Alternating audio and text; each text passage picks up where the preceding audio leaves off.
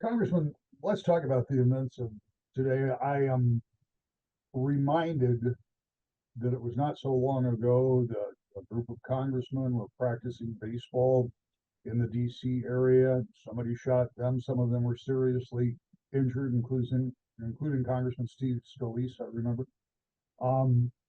Now, this event,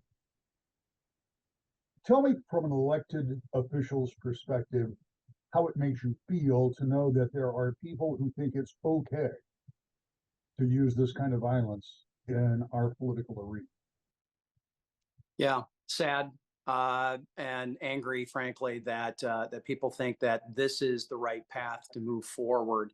Whether it's Steve Scalise being shot, Ronald Reagan, who was the last president who was shot, nearly killed. This is the United States. We settle these disputes at the ballot box, not through violence. I think the rhetoric that has been used has spurred this along, and this whole notion that somehow democracy hangs in the balance of whether this person is going to be elected or not is just beyond the pale. And it is obviously it's going to be a time of reflection for law enforcement to look at what they're going to be doing. Everybody, as we're getting ready to go to Milwaukee next week for the national convention, we've gotten a notice that Sergeant at Arms is working with the Secret Service to sort of revamp and look again and sort of double down on some of the security measures. So we don't know what the practical effects are going to be as we're leading into this campaign session. We don't know how long President Trump will be off the trail. Knowing him, frankly, it'll be a shorter time period than anyone in his camp, including probably Secret Service, would like.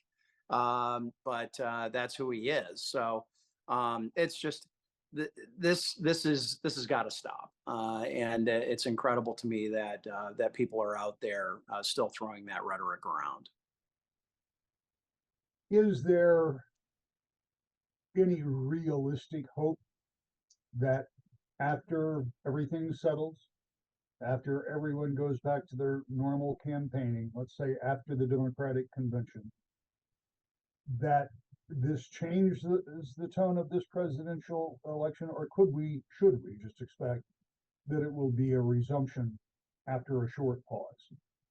I don't know. We'll see. I would hope that cooler heads prevail, but I don't know. I don't know that anybody knows, and partially that's going to depend on the electorate, what their positive feedback loop or negative feedback loop is going to be to those delivering those messages. So what I suspect is this is going to change the campaign no matter what. Everything from venues to processes to who's invited, who's allowed to be there, certainly screening and all the things that are going on. This one will get analyzed and torn apart and investigated, which it needs to be. We need to understand the motives of this shooter and try to head those off so that this doesn't happen again to anyone on either side of the aisle. Absolutely. Thank you for your time.